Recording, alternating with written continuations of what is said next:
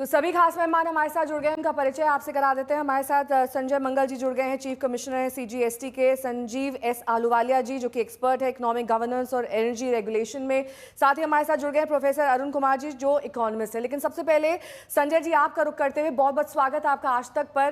कितने लंबे वक्त से ये जीएसटी काउंसिल के प्रपोजल्स पाइपलाइन में थे और इन्हें इम्प्लीमेंट करने में आखिरकार इतना वक्त क्यों लग गया, यही सवाल लगातार पूछा जा रहा है। हाँ, नेहा जी, जैसे आप सबको पता है कि जीएसटी काउंसिल ने इसके रिफॉर्म्स के लिए, रेट रैशनलाइजेशन के लिए एक ग्रुप ऑफ मिनिस्टर्स बनाया था। और इस ग्रुप ऑफ मिनिस्टर्स में कई राज्यों के मंत्री, वित्त मंत्री शामिल थे। और उन्होंने इस जीएस रेट रैशनलाइजेशन के ऊपर काफी गहन चर्चा की। पर पहले इस पे सहमति नहीं बन पा रही थी और सहमति बनने में समय लगा। अब जाके लगभग 2 साल के बाद जाके अब ये सहमति हो पाई है। और उस सहमति का हम जो नतीजा है वो कल की जो मीटिंग हुई जीएसटी काउंसिल में उसमें देख रहे हैं। इसमें सभी राज्यों ने मिलके कंसेंसस से ये सारे प्रपोजल थे जो रेट रैशनलाइजेशन के और जीएसटी रिस्ट्रक्चरिंग के, ये अप्रूव करे हैं।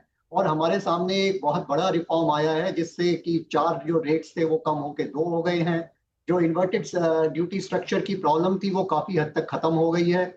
और इसके साथ साथ भी अनेक तरह के जो जीएसटी में ईज ऑफ डूइंग बिजनेस से रिलेटेड कार्य करे गए हैं। जैसे रजिस्ट्रेशन प्रोसेस को इजी बनाने का एक प्रक्रिया की गई है। रिफंड को कैसे जल्दी दिया जाए, ऑटोमेटिक वे में दिया जाए, उसकी एक प्रक्रिया की गई है। उसके बारे में भी एक विचार करके और डिसीजन लिया गया है। तो एक्सपोर्टर्स के लिए काफी अच्छे फैसले हुए हैं जिससे एक्सपोर्ट्स को बढ़ोतरी मिलेगी। तो इन सब जो फैसले लिए गए हैं इनसे ये उम्मीद है कि न केवल आम आदमियों को और जनता को राहत मिलेगी बल्कि बिजनेस को भी इससे बहुत ईज ऑफ डूइंग बिजनेस बड़ी मिलेगी और उनको आगे बिजनेस प्रमोट करने में मदद मिलेगी। संजय जी साथ ही आपसे ये भी जानना चाहेंगे कि ये 4 टैक्स स्लैब्स को अब 2 में कन्वर्ट कर दिया गया है। इससे काफ़ी ज़्यादा इसे सरलता मिलेगी, ईज मिलेगी। लेकिन इसे इम्प्लीमेंट करने में खास तौर पर जो मैन्युफैक्चरिंग एफएमसीजी सेक्टर के गुड्स हैं, मेडिसिन हैं, एसेंशियल लाइफ सेविंग ड्रग्स हैं, उन पर लागू होने में कितना वक्त लग जाएगा? क्योंकि 22 सितंबर पर जाहिर तौर पर जो एग्जिस्टिंग गुड्स हैं उनमें तो पुराना प्राइस ही छपा होगा। तो कब तक हम ये माने कि ये नए प्राइसेस के साथ हमें दिखाई देंगे और मिलेंगे बाजार में? नेहा जी, ये जैसे वित्त मंत्री जी ने अनाउंस किया है कि जो नई रेट्स हैं ये 22 सितंबर से लागू हो जाएंगे। थोड़े से आइटम्स को छोड़ के जो पान मसाला, सिगरेट्स वगैरह हैं जिसमें अभी टाइम लगेगा चेंजेस में। और उस दिन से जितनी भी सप्लाईज होंगी वो नए रेट से ही होंगी। चाहे वो आज स्टॉक पड़ा हुआ है, वो ज्यादा रेट में भी आया है, पर उस दिन के बाद में वो नए रेट से ही बिकेगा। तो हम ये कह सकते हैं बहुत आराम से कि ये जो इम्प्लीमेंटेशन है ये उसी दिन से स्टार्ट हो जाएगा और जनता को उसके बाद में राहत मिलना तभी से शुरू हो जाएगा। खास तौर पर आपने ईज ऑफ डूइंग बिजनेस का कई बार जिक्र किया। जो स्टार्टअप्स हैं उन्हें राहत मिलेगी क्योंकि अब काफ़ी तरीके से स्ट्रक्चर पूरा सिंप्लीफाई हो गया है। तो ये लंबे वक्त से मांग की जा रही थी, उसका प्रेशर दिखाई दे रहा है? या फिर वो वक्त याद करें हम जब प्रधानमंत्री ने लगातार ये कहा था कि ईज ऑफ डूइंग बिजनेस पर फोकस रहना चाहिए, खासतौर पर जो स्टार्टअप्स हैं, स्टैंड अप इंडिया पर उनका हमेशा फोकस रहा है, उसको ध्यान में रखा गया? नेहा जी, ये एक जो जीएसटी में रिफॉर्म्स हो रहे हैं, पहले छोटे छोटे रिफॉर्म्स हो रहे थे और रजिस्ट्रेशन की एक समस्या सामने आ रही थी कि रजिस्ट्रेशन में दिक्कत हो रही है बिजनेस को। उसको ध्यान में रखते हुए ये रिफॉर्म लाया गया है। बड़ी सोच समझ के बिजनेस से बात करके स्टेक होल्डर कंसल्टेशन के बाद में ये लाया गया है कि किस तरह से छोटे व्यापारियों को, जिनको ज्यादा क्रेडिट नहीं पास करना, क्योंकि आपको पता है जीएसटी में ये एक समस्या भी है कि लोग फेक इनपुट टैक्स क्रेडिट पास करते हैं जिससे कर की चोरी हो रही है। तो उसको रोकने के लिए भी एक कदम उठाया गया है कि छोटे व्यापारी जिनको कम टैक्स पास करना है वो इस प्रक्रिया का, इस सिस्टम का, जो नई प्रक्रिया होगी रजिस्ट्रेशन की, उसका फायदा उठा सकते हैं। और जो लो रिस्क टैक्स पेयर्स हैं वो इसका फायदा उठा सकते हैं ताकि ये इजी हो जाए प्रोसेस और रिफंड भी एक्सपेडाइट हो जाए। Sanjay ji 33 life saving drugs को शामिल किया गया है, उन्हें टैक्स फ्री किया गया। इसका दायरा और ज़्यादा बढ़ सकता है क्योंकि ये मेडिकल सेक्टर की लंबे वक्त से मांग रही है कि कम से कम वो लाइफ सेविंग ड्रग्स जो रोज़मर्रा में लोगों को काफ़ी ज़्यादा जेब पर भारी पड़ते हैं वो कहीं ना कहीं अब सस्ते हो जाएं, उनकी जेब पर आराम दें। जब भी ये जीएसटी काउंसिल और जीओएम ने ये फैसला किया इन पर्टिकुलर लाइफ सेविंग ड्रग्स के बारे में, इसके बारे में संबंधित मंत्रालय से विचार विमर्श किया गया होगा और उनके सुझाव पे ही ये वाली सारी ड्रग्स जिन पे अभी रेट या तो हटाए गए हैं बिल्कुल या कम किए गए हैं, वो उसके ऊपर डिसीजन लिया गया। आगे भी अगर ऐसी कोई आती हैं जो लाइफ सेविंग ड्रग्स हैं और जो बताया जाता है मंत्रालय द्वारा, संबंधित मंत्रालय जो है उनका वो बताया जाता है, तो आई एम मुझे पक्का विश्वास है कि जीएसटी काउंसिल उस पर भी ध्यान देगी। यानी कि इंक्लूजन्स संभव हैं, कुछ इंटरिम अनाउंसमेंट्स भी हो सकती हैं, और क्योंकि आपका फोकस इस बार मेडिकल सेक्टर में इन अनाउंसमेंट्स पे काफ़ी हद तक रहा, और उस दूसरे अगर पहलू को भी देखें जहां पर आपने टोबैको प्रोडक्ट्स में 28% से बढ़ाकर अब 40% तक टैक्स कर गया, इसमें अल्कोहल क्यों नहीं शामिल है संजय जी? इसमें अल्कोहल तो हमारे जीएसटी के दायरे से बाहर है, पर अल्कोहलिक नॉन अल्कोहलिक ड्रिंक्स इसमें शामिल करी गई हैं और बेवरेजेस जो एयरेटेड बेवरेजेस हैं वो भी शामिल किए गए हैं, और पान मसाला, सिगरेट्स, गुटखा, ये इस तरह के जो सिन गुड्स हैं हमारे वो सब शामिल है। साथ में ही इस तरह की सर्विसेज जो कैसिनो की या ऑनलाइन मनी गेमिंग की या और इस तरह की जितनी भी हॉर्स रेसिंग की, ये सारी की सारी, लॉटरी की, इन सबको भी 40% के दायरे में लेके जाए। ठीक है, संजीव एस आलूवालिया जी भी हमारे साथ जुड़े हैं, उनको भी चर्चा में शामिल कर लेते हैं। संजीव जी, ये जो कल अनाउंसमेंट्स वित्त मंत्री द्वारा किए गए हैं, अगर मैं आपको इनको 3 कैटेगरीज दूं और उनमें से एक में टिक मार्क लगाने को कहूं कि ये एवरेज है, गुड है, वेरी गुड है, या फिर इनमें अभी भी कोई संशोधन की संभावना है, कैसे और किस तरीके से आप इन्हें अनाउंसमेंट्स को देखते हैं? नेहा जी, पहली तो चीज ये है कि दर्शकों को ये जानना चाहिए कि जीएसटी में अब तक 6 रेट थे। ठीक है, 6 रेट थे। एक तो एग्जेम्प्ट रेट है विच इज 0, उसके बाद 1 से लेके 3% है जो ज्वेलरी, जेम्स, डायमंड, सभी प्रेशर्स वगैरह पे लगता है, फिर 5, फिर 12, फिर 18 और एक 28 था। अब जो किया गया है वो क्या किया गया है, वो 28 को खत्म करके कुछ उन्होंने काफी, मतलब 2/3 18 में ले गए और बाकी जो 1/3 बचा वो 40% का रेट शुरू हो गया। तो अब 5 रेट आज भी हैं। तो मैं ये समझता हूं कि एक जो चीज होती है एफिशिएंसी ऑफ टैक्स कलेक्शन, ठीक, ये माना जाता है कि आज लगभग 60% है।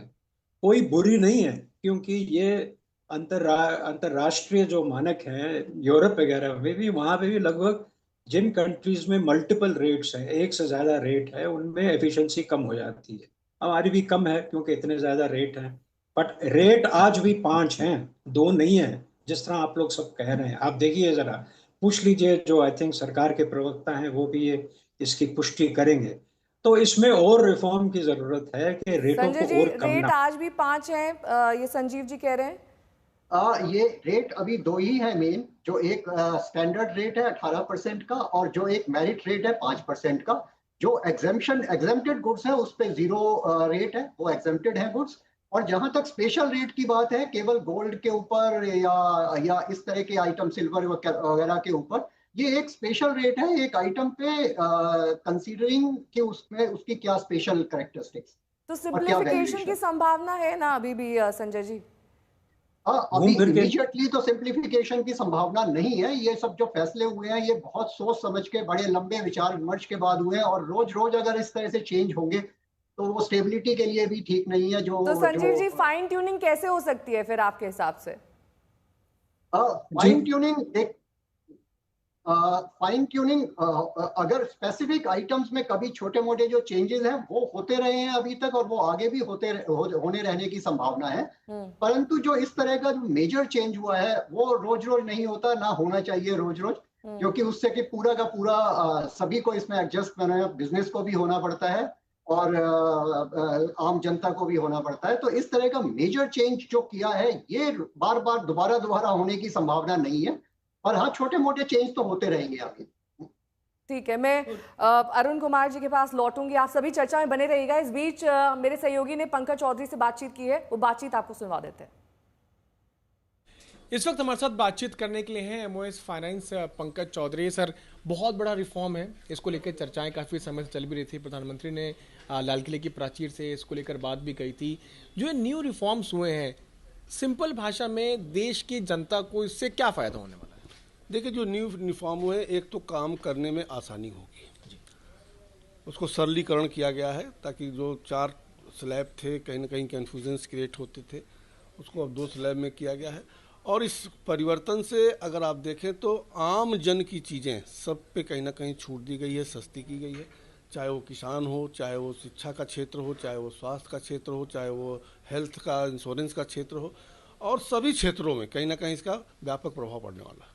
इसकी तैयारी काफ़ी समय से चल रही थी, कई अलग अलग मुख्यमंत्रियों से, कई स्टेक होल्डर से आप लोगों ने इसकी राय ली। कल जब इसका अनाउंसमेंट हुआ तो आपको क्या लगता है कि इससे असर आगे आने वाले समय में इकोनॉमी पे क्या होगा? निश्चित तौर से इकॉनमी कहीं ना कहीं आप देखें तो अर्थव्यवस्था की जो व्यवस्था होती है कि अगर परचेजिंग पावर बढ़ेगी, लोगों की चीज़ें सस्ती होंगी, खरीद की ताकत बढ़ेगी, तो अर्थव्यवस्था इसमें कहीं ना कहीं ग्रो करेगा। क्या ज़रूरत लगी, क्या आपको लगा कि रिफॉर्म्स अब करने की ज़रूरत है? ये अब नहीं, बहुत दिनों से इस पर चर्चा चल रही थी और प्रधानमंत्री जी को भी लगा कि नहीं साहब, 8 साल हो चुका है और अब पूरा युग बदल रहा है, तो उसमें कहीं ना कहीं न्यू जनरेशन रिफॉर्म होना चाहिए। उसको ध्यान में रख करके उन्होंने भारत सरकार ने एक प्रपोजल जीएसटी काउंसिल को, गवर्नमेंट ने, और उसमें सभी स्टेट के हमारे वित्त मंत्री और मुख्यमंत्री उस बैठक में सम्मिलित थे, सबने सर्वसम्मति से उसको पारित किया। सर, लेकिन आप बता रहे हैं कि इसका फायदा होगा, इकोनॉमी में इसका असर अच्छा ज़्यादा बेहतर होगा। हम इस पर राजनीति होते हुए भी देख रहे हैं। कांग्रेस पार्टी ये कह रही है कि अब तक क्यों नहीं किया सिंप्लीफिकेशन, मांग जो शुरुआत से हम लोग कर रहे थे। आप क्या कहना चाहेंगे? देखिए, अब विपक्ष को कहने के लिए तो कुछ ना कुछ चाहिए ही। कुछ भी आप कर लीजिए तो उनका लाया हुआ है, जीएसटी उनका लाया हुआ था लेकिन लागू नहीं कर पा रहे थे, मोदी जी आए तब वो लागू हुआ, उसका रेट पहले से तय करना था, तो उनको कहने का उनका आज़ादी है, वो कह सकते हैं। लेकिन ये सत्य है कि कहीं ना कहीं न्यू जनरेशन रिफॉर्म के रूप प्रधानमंत्री जी का जो विज़न होता है, उसके तहत उन्होंने एक प्रपोजल काउंसिल के सामने रखा, काउंसिल ने उस पर अपनी सहमति व्यक्त। तंबाकू पर भी अपनी राय कांग्रेस पार्टी रख रही है, क्या कहेंगे आप? निश्चित तौर से सिन गुड है, ये आप भी जानते हैं कि उस पर तो टैक्स कम नहीं होना चाहिए, इसलिए उसको सिन गुड के रूप में रखा गया। तो सभी खास मेहमान हमारे साथ जुड़े हुए हैं, जीएसटी रिफॉर्म्स पर हम चर्चा कर रहे हैं। अरुण कुमार जी हमारे साथ लगातार बने हुए। अरुण जी, जिस तरीके के रिफॉर्म्स की बात हो रही है, क्या एक ठंडी हवा का झोंका इसे माने? क्योंकि लगातार इनकी मांग तो चली रही थी, लेकिन अगर 2 कैटेगरीज में मैं इनको डिवाइड कर दूं, एफएमसीजी गुड्स और जो खाद्य सामग्री है, जिसमें कई पर 5% से 0% कर दिया गया है, कई एफएमसीजी प्रोडक्ट्स जिसमें 12-18% था वो 5% पर आ गया है। क्या इनका दायरा काफी है या फिर इसमें और इंक्लूजन हो सकते थे? देखिए, ये जो किया जा रहा है रेट कट, वो इसलिए किया जा रहा है कि हमारे अर्थव्यवस्था में डिमांड बढ़े। तो इस समय ऐसी कौन सी परिस्थिति थी जिसकी वजह से हमको डिमांड बढ़ाना इतना जरूरी हो गया? वो था कि अगस्त 6 को ट्रंप साहब ने ऑर्डर पास किया कि 25% अतिरिक्त टैरिफ लगेगा भारत के एक्सपोर्ट पे जो अमेरिका में जाता है। तो उससे 4.4 लाख करोड़ का जो हमारा एक्सपोर्ट था उस पर असर पड़ने वाला था। तो ये कोशिश है कि टैरिफ, ये जीएसटी रेट कट से करीब 1,40,000 करोड़ का फायदा पहुंचे आम आदमी को और उसकी डिमांड थोड़ी बढ़े। पर आप ये सोचें कि 1,40,000 करोड़ रुपए का जो इस अनुमान लगाया गया 2023-24 के आधार पे, वो 4.4 लाख करोड़ रुपए का जो एक्सपोर्ट मार्केट है उसके हिट को कॉम्पेंसेट पूरा नहीं कर पाएगा। दूसरी बात यह है कि जो हमारा ये जो टैरिफ का जो जीएसटी का कट हुआ है वो संगठित क्षेत्र को फायदा पहुंचाएगा। असंगठित क्षेत्र पे तो वो था ही नहीं जाए जीएसटी, तो हमारे जो डिमांड है वो संगठित क्षेत्र पे बढ़ जाएगी, लेकिन असंगठित क्षेत्र को जो है, जो 45% उत्पादन करता है, उसकी तरफ इसका फायदा नहीं पहुंचेगा। जबकि हमें जो चाहिए था वो कि हमारा रिफॉर्म होगी, आम आदमी जो 46% लोग किसानी में काम करते हैं, जो 48% लोग माइक्रो सेक्टर में काम करते हैं, उनकी आमदनी बढ़े। लेकिन जो वो सामान खरीदते हैं वो तो संगठित क्षेत्र से नहीं खरीदते, वो तो असंगठित क्षेत्र से खरीदते हैं। तो इसलिए मेरा मानना है कि जब डिमांड पे जो हमें असर डालना चाहिए वो तभी आएगा जब हम असंगठित क्षेत्र की तरफ ध्यान देंगे और संघर्ष क्षेत्र की तरफ सिर्फ नहीं सोचेंगे। ठीक है, संजय जी से इसका जवाब लेते हैं। और चाहिए रिफॉर्म। संजय जी, कंजम्पशन बढ़ाना सबसे बड़ा फोकस था, तो जो ऑर्गेनाइज सेक्टर है उसमें तो ये बढ़ जाएगा। अनऑर्गेनाइज सेक्टर में कंजम्पशन कैसे बढ़े, किस तरीके से उनको इसका पूरा लाभ मिल सके, इसके लिए किस तरीके के प्रावधान होंगे? नेहा जी, अनऑर्गेनाइज सेक्टर को किस तरह से फॉर्मल इकोनॉमी में लाया जाए, इसके लिए जो ईज ऑफ डूइंग बिजनेस के बारे में कदम उठाए गए हैं वो बहुत महत्वपूर्ण है।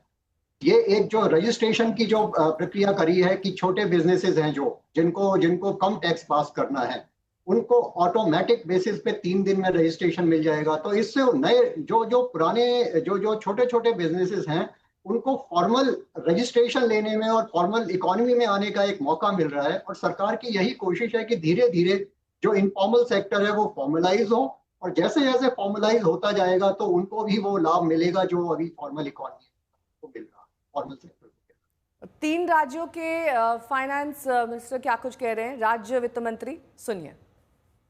कंसेंसस हो गया, सभी लोग इस पर सहमत हो गए, काफी डिस्कशन के बाद हुआ, लेकिन सभी लोगों ने रेट रैशनलाइजेशन पर जो यूनियन गवर्नमेंट का प्रपोजल था पहले जीओएम ने ओके किया और उसके बाद आज पूरी जीएसटी काउंसिल ने यूनानिमसली इसको ओके किया। जी हाँ, जी हाँ, 5 और 18।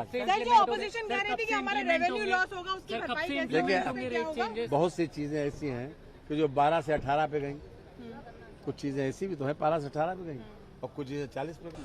काफी बड़ा बदलाव हुआ है। इसका सबका फायदा जो है कॉमन मैन को जाना चाहिए और जो आम लोग हैं उनकी तरफ ये फायदा जाना चाहिए। लेकिन पंजाब में जिस तरीके से घाटा तो उसको कैसे भरपाई हो गई?